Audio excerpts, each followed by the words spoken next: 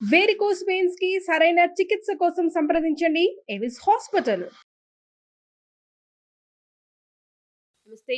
Welcome to Suman TV. నేను మీ Suman TV Usha. Nayanthara Telugu super స్టార్‌గా ఎంతో మంది తెలుగు ప్రేక్షకులని ఆకట్టుకుందని చెప్పడంలో ఎటువంటి అతిశయోక్తి లేదు. కానీ తమిళనాడు గనుక మనం చూసుకుంటే ధనుష్ అండ్ దాంతో పాటు నయనతార కాంబోకి పెట్టింది పేరు అని చెప్పొచ్చు. స్క్రీన్ పైన వాళ్ళిద్దరు కనిపిస్తే అందమైన జంట అని మాట్లాడుకునేలా ఉంటుంటుంది. సో వన్ ఫైన్ డే ఆవిడొక 3 పేజీల లేఖని ఇన్‌స్టాగ్రామ్ త్రూ నేను కేస్‌ని ఫైల్ చేస్తాను. నాకు అన్యాయం జరిగింది. దిస్ ఈస్ నాట్ రైట్ అని చెప్పడం జరిగింది. దీనికి సంబంధించిన పూర్తి విచారణ ఏంటి? అండ్ దాంతోపాటు కేస్ ఫైల్ చేస్తాను అనే దాకా ఎందుకు వెళ్ళింది? ఈ ఫ్రెండ్‌షిప్ చెడ్డానికి గల ముఖ్య కారణాలు ఏంటి అన్నది మనతో పాటు హైకోర్టు అడ్వకేట్ రవీంద్రనాథ్ గారు ఉన్నారు. ఆయన అడిగి తెలుసుకుందాం. నమస్తే రవీంద్రనాథ్ గారు. నమస్తే అండి ఉష గారు. సో ధనుష్ అండ్ నయనతార ఈ పేరుని చూస్తే చూడముచ్చటగా ఉంటుంది స్క్రీన్ పైన. అటు తమిళనాట ఇటు తెలుగు ప్రేక్షకులని ఆకట్టుకుందని చెప్పడంలో ఎటువంటి అతిశయోక్తి లేదు. లేడీ సూపర్ స్టార్గా ఆమెకంటూ ఒక మార్క్ని క్రియేట్ చేసింది నయనతార. కాకపోతే మనం కనుక ఇవాళ చూసుకుంటే ఇన్‌స్టాగ్రామ్‌లో ఆవిడ ఒక 3 పేజీల లేఖని చాలా క్లియర్‌గా ప్రాపర్‌గా రాసిందండి. నేను ఖచ్చితంగా కేస్ ఫైల్ చేస్తాను. నేను చాలా డీప్‌గా హర్ట్ అయ్యాను దీని మీద అని కూడా ఆవిడ మాట్లాడడం జరిగింది. అసలు దీనికి సంబంధించిన పూర్తి విచారణ ఏంటి? ఆవిడ కేస్ ఫైల్ చేస్తాననే దాకా ఇష్యూ ఎందుకు వెళ్ళింది? అసలు ఇష్యూ ఏంటి? ఈరోజు నవంబర్ 18th ఈరోజు నెట్‌ఫ్లిక్స్‌లో రిలీజ్ అవుతుంది ఆ movie. It is a documentary movie. Nayanthara the beyond fairy tale. Fairy tale అంటే గారడీ. నిజంగా గారడీ నడుస్తుంది అక్కడ. వీళ్ళిద్దరి మధ్య ముఖ్యంగా నయనతార గారికి ధనుష్‌కి మధ్య మకిలి పట్టడం అంటారు కదా, మకిలి పట్టిన హృదయాలు వాళ్ళ ఆలోచనలు ప్రతిబింబిస్తుంది ఈ Nayanthara the beyond fairy tale. నిజంగా గారడీ అని చెప్పుకోవచ్చు. ఆవిడ ఏదైతే రిలీజ్ చేశారో నెట్‌ఫ్లిక్స్‌లో ఈరోజు రిలీజ్ అవుతుంది. దీనికి సంబంధించి ఇష్యూ ఎలా స్టార్ట్ అయింది అన్న వివరాలు నేను తెలియపరుస్తాను కొంతవరకు. ముఖ్యంగా ఇష్యూ ఎలా మొదలైంది అంటే దీని మీద ఈవిడ ఒక ట్రైలర్ రిలీజ్ చేశారు. Nayanthara the beyond fairy tale అని చెప్పి ఒక ట్రైలర్ రిలీజ్ చేశారు. అంటే ఏంటి, నయనతార యొక్క సినీ ప్రస్థానం, తన యొక్క ప్రేమ, తన యొక్క పెళ్లి, తన యొక్క పిల్లలు, తన వ్యవహారం, దీని మీద తన పర్సనల్‌గా ఉన్నటువంటి ఏదైతే తను చూసుకున్నారో, తను ఏదైతే మ్యారేజ్ చేసుకున్నారో, విఘ్నేష్ శివన్ ఎట్లయితే మ్యారేజ్ చేసుకున్నారో, వీళ్ళిద్దరి మధ్య ఉన్నటువంటి తమ యొక్క ప్రేమ, పెళ్లికి సంబంధించినటువంటి ఒక పర్సనల్ దీన్ని వాళ్ళు ఒక డాక్యుమెంటరీగా చూపించి దాన్ని సినిమాటిక్‌గా చేసుకొని సొమ్ము చేసుకోవడం. అదే సహజంగా ప్రతి ఒళ్ళు చేసేది. ఇంతకుముందు ఇలియానా గారు కూడా తమ మ్యారేజ్ చేసుకుంటున్న పెళ్లి ఫోటోలు కూడా ఇంతకుముందు తను కూడా ఒక సోషల్ మీడియాలో పెట్టుకోవడం, దాని మీద చిన్న వ్యూస్ కోసం, that is common. It's actors అంటే వాళ్ళు మనీ కోసం ఏమైనా చేస్తారనడంలో ఇది నిదర్శనం అనమాట. అందరం పెళ్ళిళ్ళు చేసుకుంటారు కానీ సినిమా తారలు అంటే ఏదో ఆకాశం చూడిపడ్డ తారాలోకంగా మాట్లాడుకుంటారు కాబట్టి వాళ్ళ యొక్క ప్రేమ పెళ్లి వ్యవహారానికి సంబంధించి ఒక అద్భుతమైన డాక్యుమెంటరీని చూపించే ప్రయత్నం చేశారు. అయితే ఇందులో భాగంగా 3 సెకండ్స్ అంటే మొత్తం ఇది ఒక వీడియో ఉన్నటువంటి ఒక 5 మినిట్స్ ఉన్నటువంటి ఒక వీడియో క్లిప్పింగ్, అది ఒక ట్రైలర్ రిలీజ్ చేశారు. అందులో 3 సెకండ్స్ వీడియో కొంత వివాదాస్పదం అయింది. ఏమిటా 3 సెకండ్స్ వీడియో? నేను దీన్ని వివరించే ప్రయత్నం చేసుకునే ముందు అసలు నయనతార గారు ఎవరు, విఘ్నేష్ గారు, ఇప్పుడు నేను చెప్పే విఘ్నేష్ శివన్ ఎవరు, అదేవిధంగా ధనుష్ గారు, కొంత వివరం తెలిస్తేనే మనకి కాంట్రవర్షియల్ అర్థమయ్యే అవకాశం ఉంటుంది. ముఖ్యంగా డయానా మరియం కురియన్. నయనతార గారి యొక్క అసలు పేరు Diana Mariam Kurian. She is born in Christian family. ఆవిడ పుట్టింది క్రిస్టియన్ ఫ్యామిలీలో, ఒక మలయాళీ కుటుంబంలో పుట్టారు. ఒక ఆర్మీ ఆఫీసర్కి పుట్టారు. పుట్టి తన అద్భుతమైన మోడలింగ్ ద్వారా సినిమా రంగంలో మొట్టమొదటిగా ప్రవేశం చేశారు. మలయాళీ రంగంలో ప్రవేశం చేసి అక్కడ నుంచి తన యొక్క ప్రతిభా పాఠవాలతో అంచెలంచెలుగా ఎదిగారు. అయితే 2011లో బాపు గారి సినిమా ఒకటి వచ్చింది. అది శ్రీరామరాజ్యం అనే సినిమా. ఆ శ్రీరామరాజ్యం సినిమాలో ఒక మహానుభావుడు, ఒక మహా కథా ఇతివృత్తం, ఒక అద్భుతమైన ఖండకావ్యం అది. ఆ కావ్యంలో నటించిన తర్వాత అందులో సీత పాత్ర వేశారు నయనతార గారు. ఆ పాత్ర వేసిన తర్వాత ఆ పాత్ర యొక్క చిత్రీకరణ సమయంలో ఆ పాత్ర యొక్క ఔచిత్యాన్ని, ఆ పాత్ర యొక్క గొప్పతనాన్ని తను ఓన్ చేసుకున్నారు. ముఖ్యంగా బాపు గారు లాంటి ఒక మహా మనిషి అట్లాంటి వ్యక్తిత్వం చేసినప్పుడు ఆ యొక్క రామాయణం ఏంటి, ఆ యొక్క కథ యొక్క ఇతివృత్తం ఏంటి, ఆ సీత యొక్క స్థితిగతులు పూర్తిగా తెలుసుకున్నటువంటి నయనతార గారు నో ఇట్స్ నాట్ రైట్ అని చెప్పి ఆవిడ క్రిస్టియన్ నుంచి హిందూలోకి టర్న్ అయిపోయారు. ఇన్ ది ఇయర్ ఆఫ్ 2011లో ఆవిడ ఆర్యన్ సమాజ్లోకి వెళ్ళి తను పూర్తిగా హిందూజాన్ని మార్చుకున్నారు. పూర్తిగా ఒక హోమం చేసుకుంటూ అందులో పూర్తిగా తన పేరును కూడా అప్పటికే సినిమా రంగం ఏదైతే తనకి పరిచయం చేసిన పేరు ఏదైతే ఉందో నయనతార అనే పేరును మార్చుకున్నారు. ఈరోజు రిజిస్టర్డ్ పేరు కూడా ఈవిడ అక్నాలజ్మెంట్ కూడా పూర్తిగా హిందూ అని ఉంటుంది. ఆవిడ పూర్తిగా హిందూ మతంలోకి మారారు అఫీషియల్గా, ఆర్య సమాస్తులుగా. అట్ ద సేమ్ టైం ఆవిడ పేరు కూడా నయనతారగా చాలా మందిలోకి వచ్చారు. అయితే అప్రస్తుతమైనప్పుడు కూడా ఎందుకు నేను మాట్లాడుతున్నా తన యొక్క వ్యక్తిత్వాన్ని తెలుసుకోవాలనుకుంటే మనం కొంత వెనక్కి వెళ్ళాలి ఉద్దేశంతో నేను ఈ విషయాన్ని పరిచయం చేయడం జరిగింది. అంటే నయనతార గారు ఏదైనా తను అనుకున్నాను అనుకుంటే తను పూర్తిగా కట్టుబడి ఉంటారు. ఆ పాత్ర చిత్రీకరణలో సీత గారిని ఆ పాత్ర చూసి ఇంక నేను సినిమాలో నటించను అని చెప్పడం కూడా జరిగింది.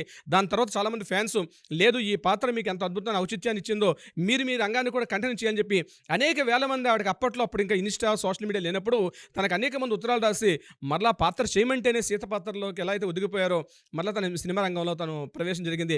సో తను ఇప్పటికీ చెప్తారు శ్రీరామరాజన్ సినిమాకి బిఫోరు శ్రీరామరాజన్ తర్వాత అనే కేటర్ని చెప్పడం నయనతార గారు చెప్పడం జరిగింది. అదే సమయంలో ఆవిడ ప్రభుదేవ గారితో మ్యారేజ్ చేసుకోవడం, ప్రభుదేవ గారి యొక్క పేరు కూడా తన ఒంటి మీద టాటుగా కూడా వేసుకున్నారు. ఇద్దరు కలిసి మ్యారేజ్ చేసుకుందాం అనుకున్నారు. అప్పటికే ప్రభుదేవ గారికి మ్యారేజ్ అయింది. తర్వాత అనేక కారణాల వల్ల అది మ్యారేజ్ పెళ్లిపెట్టలాగా వచ్చింది. మ్యారేజ్ చేసుకున్నారు కూడా. మ్యారేజ్ చేసుకుని కూడా విడిపోవడం జరిగింది నయనతార గారి యొక్క. ఇది ఒక వ్యక్తిగత విషయం. ఇది ఎందుకు మనం మాట్లాడుకుంటున్నాం అంటే సినిమా తారలు కాబట్టి వాళ్ళ వ్యక్తిగత విషయాలు ఆవిడ సినిమా తీసుకున్నారు కాబట్టి మనం కూడా పరిచయం చేయక తప్పదు. ఆ సాహసం చేసి నేను చెప్తున్నాను. ఇది నయనతార గారి యొక్క వ్యక్తిగత విషయం. తను ఏదైనా అనుకుంటే తను చేసేటువంటి రకం. ఈ విఘ్నేష్ శివన్ గారితో మ్యారేజ్ ఎక్కడ దాకా వచ్చిందంటే నానుమ్ రౌడీ తాన్ అని ఒక మూవీ 2015 రిలీజ్ అయింది. ఆ మూవీకి డైరెక్టర్గా పనిచేసిన వాళ్ళు ఎవరంటే విఘ్నేష్ శివన్. విఘ్నేష్ శివన్ ఈ మూవీకి డైరెక్టర్గా పనిచేశారు. ఆ మూవీకి ప్రొడ్యూసర్గా పనిచేసింది ఎవరంటే ఇప్పుడు మనం ఎవరైతే డిస్కషన్ ఉన్నటువంటి ధనుష్ గారు.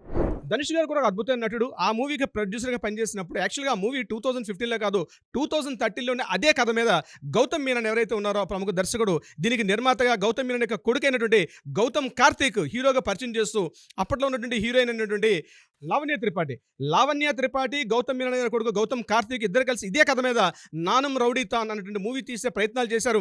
ఆల్మోస్ట్ సెట్స్ వరకు వెళ్ళింది. కానీ కొన్ని అనివార్య కారణాల వల్ల ఆ సెట్ నుంచి బయటకు వెళ్ళిపోయిన తర్వాత ఆ కాపీ రైట్స్ తీసుకున్నటువంటి ధనుష్ ఆ కాపీ రైట్స్ తీసుకొని దాన్ని మళ్ళీ 2015లో నానుమ్ రౌడీ తాన్ అనేటువంటి ఆ మూవీ తీశారు. ఆ మూవీ తమిళనాడు విజయవంతంగా ప్రదర్శించబడింది. చాలా సూపర్ హిట్ అయింది.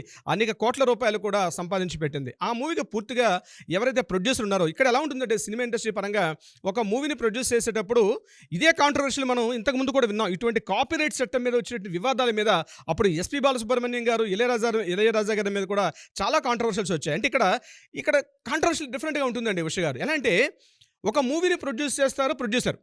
ఆ మూవీలో ఉన్నటువంటి సాంకేతిక నిపుణులు ఇంక్లూడింగ్ ఒక సంగీత దర్శకుడు కావచ్చు, ఒక ఫైట్ మాస్టర్ కావచ్చు, ఒక డ్యాన్స్ మాస్టర్ కావచ్చు, వీళ్ళందరినీ కూడా నటీనటుల సాంకేతిక బృందాన్ని మొత్తం కూడా తీసుకొస్తారు. ఇప్పుడు రైట్స్ ఎవరికి చెందుతాయి? ప్రొడ్యూసర్కి చెందుతాయా లేకపోతే సాంకేతిక నిపుణులు చెందుతాయా? ఎందుకంటే సాంకేతిక నిపుణులకు ఆల్రెడీ అమౌంట్ పేమెంట్ చేసి ఉంటారు కాబట్టి సాంకేతిక అంటే రైటర్స్కి ఉండదు. పూర్తిగా అదంతా కూడా ప్రొడ్యూసర్ చేతిలో ఉంటుందని ఈ వివాదం మనకి ఎస్పీ బాలసుబ్రహ్మణ్యం గారికి ఇళయరాజా గారి మధ్యలో వచ్చింది. ఎందుకంటే వాళ్ళు స్టేజ్ షోస్ చేసేటప్పుడు చాలా మూవీస్లో ఇళయరాజా గారు దర్శకత్వం వహించినటువంటి మూవీస్ మీద అందులో నుండి పాటలు ఆయన స్టేజ్ షో మీద ఆయన పాడేటప్పుడు ఇష్యూ ఏం జరిగిందంటే ఇవి నేను మ్యూజిక్ కంపోజ్ చేసిన సాంగ్స్ కాబట్టి ఇది బాలసుబ్రహ్మణ్యం గారు నాకు కాపీరైట్ చెల్లించకుండా నాకు ఇటువంటి పారితోషికం చెల్లించకుండా పూర్తిగా దీన్ని ఆయన వాడుకుంటున్నారు కాబట్టి నాకు ఇన్ని కోట్ల రూపాయలు చెల్లించాలని చెప్పి ఎంతో ప్రాణమిత్రులైనటువంటి ఇళయరాజా గారికి ఎస్పీ బాలసుబ్రహ్మణ్యం గారి మధ్య కూడా ఒకసారి మలేషియాలో 2000 I think I don't exactly right correction చేసుకోండి ఆడియన్స్. సో ఈ టైంలో ఒక ఇష్యూ జరిగింది. ఆ టైంలో సో ఇళయరాజా గారు డైరెక్ట్గా ఒక లీగల్ నోటీస్ పంపించారు ఎస్పీబీ గారి మీద. ఎలా అంటే నేను మ్యూజిక్ కంపోజ్ చేసిన పాటలు మీరు స్టేజ్ షోలో పాడుతూ కొన్ని కోట్ల రూపాయలు సంపాదిస్తున్నారు కాబట్టి దాని మీద పూర్తి కాపీ రైట్స్ నాకున్నాయి కాబట్టి మీకు సంబంధించింది కాదు అన్నారు. అయితే ఇప్పుడు లీగల్ రైట్స్ ఎవరికి చెందుతాయి అంటే సంగీత దర్శకుడు చెందుతాయా లేకపోతే సంగీత దర్శకుడిని కూడా హైర్ చేసుకున్నటువంటి ప్రొడ్యూసర్ చెందుతాయా? దీని మీద చాలా వివాదం వెళ్ళింది. దాని మీద మన తెలుగునాట కూడా సినిమా పెద్దలు చాలా మంది దీని మీద వ్యాఖ్యానం చేశారు. సో వివాదాలు అన్నవి కాపీ రైట్స్ సంబంధించి చాలా వివాదాలు ఎప్పటి నుంచో వస్తున్నాయి. ఇదే సందర్భంలో మరలా ఈ కాపీ రైట్స్ వివాదం మరలా ఈ మూవీకి సంబంధించి రావడం జరిగింది. దీనికి సంబంధించిన వివాదం ఏంది? ఆ 3 సెకండ్స్ వీడియో ఏదైతే ఆ ట్రైలర్ పార్ట్లో వాడుకున్నారో ఆ 3 సెకండ్స్ వీడియో కంప్లీట్గా కూడా మేము తయారు చేసిన సెట్స్లో మేము ఉన్నటువంటి సాంకేతిక బృందంతో ఉన్నటువంటి ఆ మూవీ క్లిప్సింగ్స్ కాబట్టి అది మీరు రిలీజ్ చేయకూడదు. అది పూర్తిగా మా యొక్క ఆధీనంలో ఉంటాయి. ఆ కాపీ రైట్స్ మాకు ఉంటుంది. మా కాపీ రైట్స్ మాకు చెల్లించకుండా పూర్తిగా మీరు యూజ్ చేసుకున్న ఉద్దేశంతో ధనుష్ గారు సంబంధించిన అడ్వకేట్ అరుణ్ గారు ఒక నోటీస్ పంపించడం జరిగింది. ఏమని పంపించారు? ఇది మాకు కాపీ రైట్స్ మీరు ఉల్లంఘిస్తున్నారు కాబట్టి దాని మీద సంబంధించి మాకు కాపీ రైట్స్ అమౌంట్ చెల్లించగానే మీరు చేయలేరు కాబట్టి మీరు మాకు 10 కోట్ల రూపాయలు చెల్లించాల్సిన అవసరం ఉందని చెప్పి ధనుష్ గారి తరపున అడ్వకేట్ అరుణ్ గారు లీగల్ నోటీస్ పంపించడం జరిగింది 3 సెకండ్స్ బెట్టికి. సో ఇక్కడ కాపీ రైట్స్ చట్టంలో ఏం చెప్తున్నాయంటే పూర్తిగా ముఖ్యంగా సాహిత్యం కానీ అంటే లిటరేచర్ సినిమాలకు సంబంధించిన సాహిత్యం కానీ ముఖ్యంగా ఏదైనా ఒక కంటెంట్ అప్ టు 30 సెకండ్స్ వరకు యూజ్ చేసుకోవచ్చు. 30 సెకండ్స్ దాటి ఉన్నప్పుడు మాత్రమే కాపీ రైట్స్ వస్తాయని చెప్పి 1955 as per copy rights act ప్రకారం ఇది చెప్తూ ఉంది. సో వీళ్ళు వాడుకుంది 3 సెకండ్స్ కాబట్టి ఇక్కడ నయనతార గారు రిప్లై ఒక లెటర్ ఇచ్చారు. ఆ లెటర్ ఇచ్చేటప్పుడే ఇక్కడ కాంట్రవర్షియల్ అంతా కూడా జస్ట్ ఆ లెటర్ పార్ట్ దగ్గర కాంట్రవర్షియల్ అయిపోయింది. ఎందుకు కాంట్రవర్షియల్ అయింది అంటే లెటర్లో ఆవిడ ప్రస్తావించేటప్పుడు లెటర్లో ఈ పాయింట్‌ని వదిలేసారు ఆవిడ. ఏది? నేను 3 సెకండ్స్ వరకే వాడుకున్నాను. యాస్ పర్ కాపీరైట్ ప్రకారం 30 సెకండ్స్ వరకు నాకు లిమిటేషన్స్ ఉన్నాయి అని చెప్పడం వదిలేసి, ఆవిడ ఏ రకంగా మాట్లాడారంటే, మేము మా పర్సనల్ మొబైల్ ఫోటోస్ తోటి మేము తీసుకున్నాం. అవి మీ యొక్క ఇన్‌స్ట్రుమెంట్స్ కావు. అంటే వీడియో క్యామ్స్ కావచ్చు, ఎడిటింగ్ కావచ్చు, మీది కాదు. నేను ఆ షూట్‌లో వాడుకున్నాను కాబట్టి, నాకు సంబంధించింది కాబట్టి నేను వాడుకుంటున్నాను అని చెప్తూ ఆవిడ లెటర్ రాస్తూ, ముఖ్యంగా వాళ్ళ ఫాదర్ పేరు, వాళ్ళ బ్రదర్ పేరు సెల్వరాగన్ పేరు ఇంతమందిని పాయింట్ అవుట్ చేస్తూ, ఇన్వాల్వ్ చేస్తూ ఆవిడ ఒక 3 పేజీల లెటర్ రాశారు. వీలైతే ఆ 3 పేజీల లెటర్‌ని కూడా ఈ వీడియోతో పాటు ప్లే చేసే ప్రయత్నం చేయండి. అయితే ఇక్కడ ఇష్యూ ఎక్కడొచ్చిందంటే, వీళ్ళందరిని ఉద్దేశిస్తూ మాట్లాడుతూ అంతకుముందు ప్రెస్ మీట్‌లో అంటే ఈ యొక్క ఆడియో ఫంక్షన్ 2015లో జరిగినటువంటి ఈ మూవీ 'నాను రౌడీ' అన్నటువంటి మూవీకి ఆ ప్రెస్ మీట్‌లో యాక్చువల్‌గా ఈవిడకి ఫిల్మ్‌ఫేర్ అవార్డ్ వచ్చింది 2016లో నయనతార గారికి ఇదే మూవీకి సంబంధించి. సో, ఫిల్మ్‌ఫేర్ అవార్డ్ అందుకునే ఫంక్షన్‌లో భాగంగా అప్పుడు ఆ రోజు నయనతార గారు మాట్లాడుతూ కొన్ని విషయాలు చెప్పడం జరిగింది. ఏమిటంటే, నేను ఈ మూవీలో యాక్ట్ చేస్తునేటప్పుడు నా యాక్షన్ పూర్తిగా ధనుష్ గారికి నచ్చలేదు. నన్ను చాలా అసహించుకున్నారు. అయినప్పటికీ కూడా నేను బై ఫోర్స్ చేయాల్సి వచ్చింది. ఎందుకంటే ఒప్పుకున్నాను కాబట్టి అని చెప్తే అదే సభ మీద ఉన్నటువంటి ధనుష్ గారు కొంత స్మైల్ చేసుకుంటూ వెళ్ళిపోయారు. సో, ఇప్పుడు సోషల్ మీడియా వేదికగా ఆ యొక్క క్లిప్పింగ్స్ కూడా వాడుతున్నారు చాలామంది సోషల్ మీడియా వాళ్ళు. అంటే మూవీ రిలీజ్ అయినప్పటికే కొంత కాంట్రవర్సీ అయింది. సో, ఇప్పుడు ఈ రోజు ఎందుకు వచ్చింది ఇష్యూ అంటే, ఈ రోజు ఎప్పుడైతే Nayanthara the beyond fairy tale అనేటువంటి ఏదైతే తన డాక్యుమెంటరీని తీసుకొస్తున్నారో, సో ఈ మూవీకి సంబంధించి ఆ మెయిన్ తన లైఫ్‌లో ముఖ్యంగా ఫిల్మ్‌ఫేర్ అవార్డ్ అందుకున్న ఫంక్షన్ కావచ్చు, అదేవిధంగా తన హస్బెండ్ అయినటువంటి ఈ విఘ్నేష్ శివన్ గారు కూడా ఒక టాప్ హిట్ ఇచ్చినటువంటి మూవీ కాబట్టి, ముఖ్యంగా వీళ్ళిద్దరు మ్యారిటల్ లైఫ్‌లో స్టార్ట్ అవ్వడం కూడా ఈ మూవీతో స్టార్ట్ అయింది కాబట్టి, ఈ మూవీ వీళ్ళకి చాలా ప్రైమ్ విషయం ఇన్ఫర్మేషన్ అనమాట. సో, దీనికి సంబంధించి ఎన్ఓసీ ఇవ్వమని చెప్పి ఈ మూవీని మేము కొన్ని క్లిప్పింగ్స్ వాడుకుంటాం అని చెప్పి ధనుష్ గారికి నేను 2 ఇయర్స్ నుంచి నేను రిపీట్ చేసి అడుగుతున్నప్పుడు కూడా ఆయన రెస్పాండ్ అవ్వట్లేదు. అందువల్ల నేను దీన్ని పెద్దగా టచ్ చేయలేదు. అప్ టు ఓన్లీ 3 సెకండ్స్ వాడుకున్నాను అని చెప్తూ ఒక పెద్ద వృత్తాంతం రాశారు. ఈ 3 పేజీల వృత్తాంతంలో ఈ ముఖ్యంగా నయనతార గారు. అయితే ఇక్కడ కాంట్రవర్సీ ఏమిటంటే, సినిమా రంగంలో ఉన్నటువంటి వ్యక్తులు ముఖ్యంగా తమ యొక్క మూవీ కావచ్చు, తమ యొక్క వెబ్ సిరీస్ కావచ్చు, ఇటువంటి సందర్భాల్లో ఏదో ఒక కాంట్రవర్సీకి వెళ్ళడం అలవాటు. అయితే ఈరోజు ఉన్నటువంటి ఈ కాంపిటీషన్‌లో తన యొక్క మూవీని ప్రమోట్ చేసుకునే ఉద్దేశంతోటి, తను ఏదైతే డాక్యుమెంటరీ ఈరోజు నెట్‌ఫ్లిక్స్‌లో రిలీజ్ అవుతుందో, దీన్ని కాస్త కాంట్రవర్సీ చేసే ఉద్దేశంతో బహుశా ఇటువంటి వివాదం తలెత్తిందా అని చెప్పే కొంతమంది విమర్శకులు కూడా ఉన్నారు. ఎందుకంటే ఇది ఎప్పుడో 10 years back movie. 9 years back జరిగినటువంటి ఒక అవార్డ్ ఇన్సిడెంట్. ఫంక్షన్. ఇప్పుడు జరుగుతుంది ఎప్పుడో 2 ఇయర్స్ బ్యాక్ 2022 జూన్‌లోనే మ్యారేజ్ అయిపోయింది. సో, 2 ఇయర్స్ బ్యాక్ అయిపోయిన వీళ్ళ మ్యారేజ్ లైఫ్ స్టైలు. ఆల్రెడీ 2 పిల్లలు ఉన్నారు ఈరోజు నయనతార గారికి. ఎప్పుడో 2 ఇయర్స్ బ్యాక్ ఉన్నటువంటి ఆ లవ్ ట్రాక్‌ని ఎట్ ద సేమ్ టైమ్ వాళ్ళ యొక్క వైవాహిక జీవితానికి 2 సంబంధించి ఈరోజు వాళ్ళు ఒక వెబ్ సిరీస్ తీయడం, ఐ మీన్ ఒక డాక్యుమెంటరీ తీయడం.